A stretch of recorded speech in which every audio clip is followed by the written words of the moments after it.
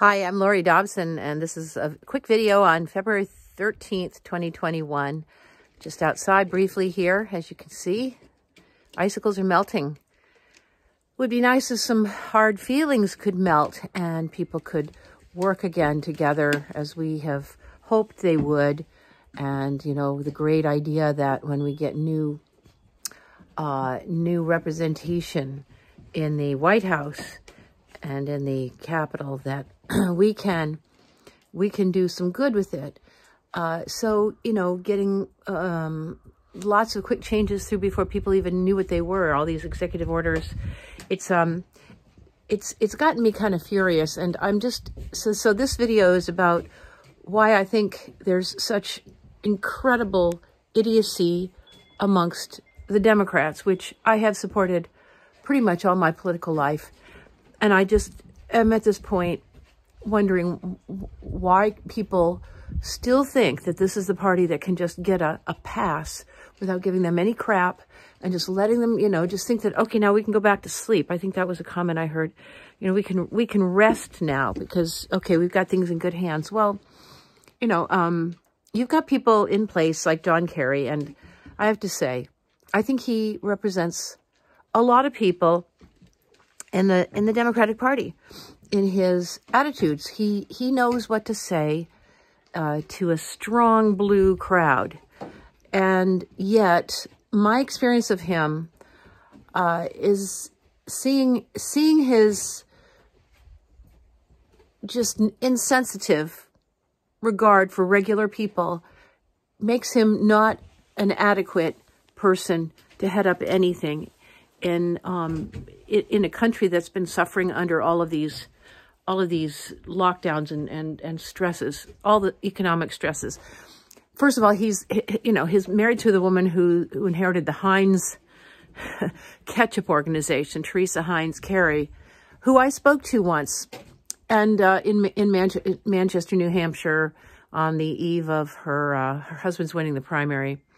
He looked like he might be poised to do it, and he was given a huge bump from the media. And they tried to smooth things over for him. You know, when he went windsurfing once, when he was, you know, there was something where he just decided to take some time, personal time, rather than focus on folks. And so he thought that his response to that was to go hunting with a bean jacket on and a rifle, just to show he was a guy. You know, he was a tough guy. Anyway, he's when I spoke to her, Teresa, I asked her about him and some question, and she said, well, John's not the type to take on any fight that he's not going to win. Okay, it wasn't that John's not the type to back down from a fight or if something was poised to him, but he wouldn't take on anything unless he was going to win it. You say, okay, well, he didn't win the presidency, but he at every chance when I watched him run for president, he took the safe route, and he, at this time, has focused on answering questions, energy policy questions. And what he said is, in response to the losses of jobs, the Keystone Pipeline jobs and others, the talk about, you know, there's going to have to be some retooling of people. But in the meantime, he just made a bland statement. He said, you know, there's just going to be some... He didn't talk about the pain. He didn't talk about the suffering or the sacrifice or the indecision and the stress around that. You know, people just lost those jobs, you know, whoever they were, along with all of the rest of people, the millions of people who are out of work. And then the answers in the Democrats are just, you know, just a brushing it over. Well, they're going to just have to get new jobs and new kinds of, you know, you don't take jobs from Americans as president and then, you know, get a cabinet that can't figure out how to make a plan. It's like you know, I'm a landscape business owner, and you don't just take out everybody's landscape and don't have a plan for putting things back and you already have it ready to go. You just don't eviscerate something. You don't take buildings out of a urban renovation, you know, which did happen when they just took down all kinds of historic buildings back in the 60s, 70s. with no plan to put in something else that's decent. You know, you just leave these huge gaps. You know, take out a tooth without putting something in. I mean, you just need to think about what you do when you do it. And the consequences, the actual consequences, the immediate consequences. Who knows what these other, I mean, we're going to find out what all these other orders were, but it's important to think things through. And John Kerry cannot think things through on that level because he's not affected, and his whole life has been thinking about how to win fights and not focus on policy. I don't agree with some of the things Josh Hawley has done, but, you know, he's focused on some policy issues and concerns that I think, you know, John Kerry could learn from. And I'm just taking two extreme examples. But all of them, now they're in, it's like a giant party. And I remember the midterms when they won such a supermajority in the, I think, 06. I can't remember the exact year. It might have been, it was the off year. It was the midterms. Nancy Pelosi said, you know, they were going to be, I'm sorry, I'm misspeaking. I'm talking about when they won the supermajority and Obama was in, and they had a chance to do so much, and the first 100 days was going to be, you know, really brilliant, and instead they just, you know, they partied the whole time, and they didn't accomplish anything. I remember I was stunned. You know, you guys have a chance to get medical coverage for all Americans. You can do anything, veto-proof majority. But you could see they were beholden to their corporate masters, and nothing happened for people. Nothing continues to happen that I can see overtly for people. Nothing's explained as why it's good for people.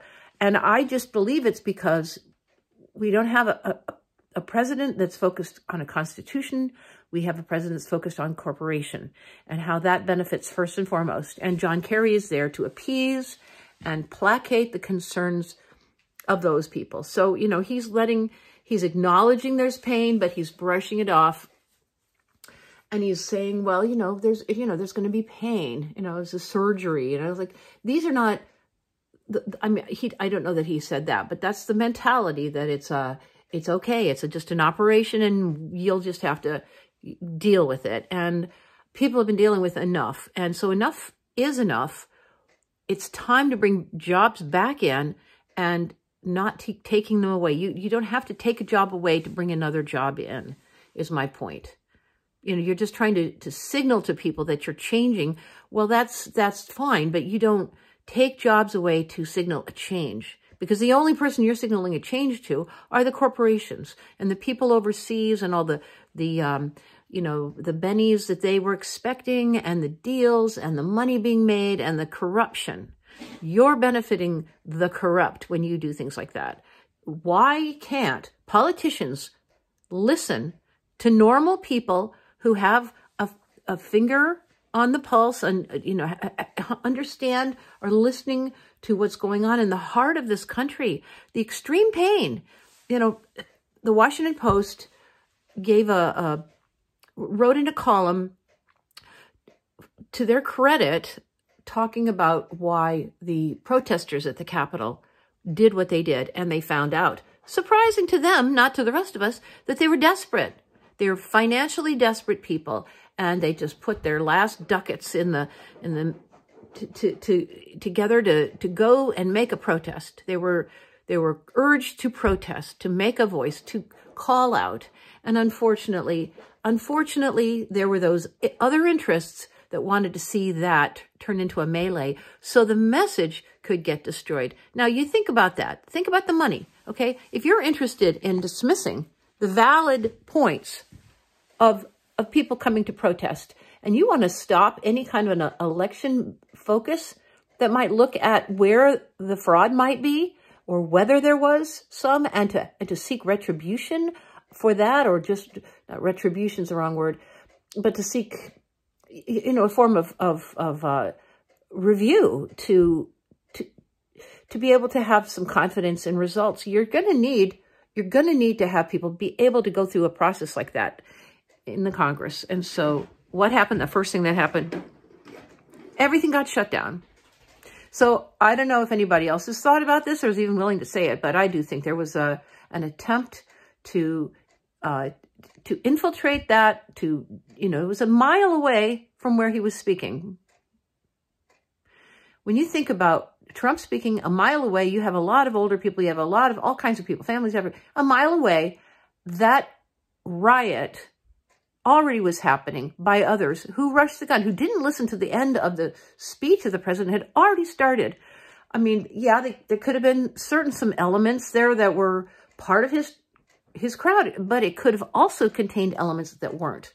And these videos that are being shown at the impeachment trial, how do you know those all were done at the time? They looked to me like, so one of them seemed especially sketchy, but it just looked to me like they were trying to create violent expressions to be the dominant theme.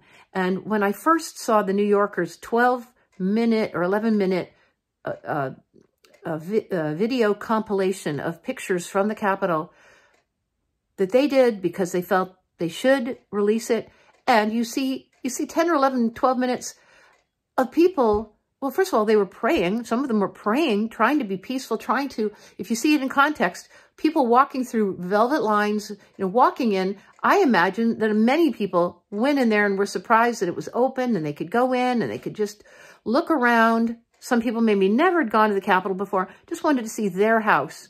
Well, now their house has a huge gate around it. And I know people that are desperate, that want their voices heard, didn't get a sense that happened that day. But perhaps they went away understanding that they did their part, they tried, and then they have been nothing but demonized since then. I had a neutral regard for the call to the Capitol. I knew some people had planned to go. I'd heard in social media people were planning to go, but I never expected that it would turn into something that would be used to beat down and to just call one of the two parties in our country an abomination and to seek its destruction. I'm not in favor of that because I think it needs, not only do we need two parties, we need two parties working together, and you cannot empower one party that has won temporarily, although they're trying to, do their own form of gerrymandering. You can't allow that party to sit on its laurels and not attempt to work with the other party to get things done. You've got this impeachment, then you're going to get censuring, and we're already a month past the election, and there's no checks. There's no discussion of checks that were promised by Trump, and then the Democrats said they would do their part, and Biden promised that he would do it. The first day in office, simply a lie. So not only the Democrats lying, they're setting up somebody that they're showing us is a puppet of the corporate interests. Because who would oppose that? Who would oppose that? Answer it yourself. Okay, these are not people that are concerned with people. They're concerned with their masters, the people who put them in power, the people who will pay to have them back in power to do their bidding. That is not for the people's good. The Constitution to them is something to be shredded because that will help them use that lack of Constitution to take our country down, just like other countries have been taken down economically all over the world. You just look at the World Bank and the IMF and the rules and the decisions and everything that's come out of them, and it just shows that there are people now in power that have been empowered, people that have wanted this party to win so their power could get exploited and used. It's a hugely corrupt party that's in place now. I'm not saying that they weren't corrupt before, but this is a party I'm focused on now, okay? We don't have a President Trump right now. We have a President Biden. It's time to get clear. What is that man up to? Who is he? What is he capable of or not capable of? And how can a press person decide what's in the interest of this country to hear when questions get asked and just circle around to them and never do it, or call those questions into question? Any question that's posed deserves an answer. If you get as far as the White House pool of reporters, you know, you've been vetted up to the max. I think they can afford to answer a few hard questions. None of that seems to be happening. I'm just thinking, you know, you listen to people like John Kerry, who has the political instincts of a snail. I really think you know, the comfort zone around the virtue signaling, you know, people look a certain way and you respond a certain way and you're comfortable with that. Well, screw that. Get more uncomfortable. That's my message today. All right, guys, take care.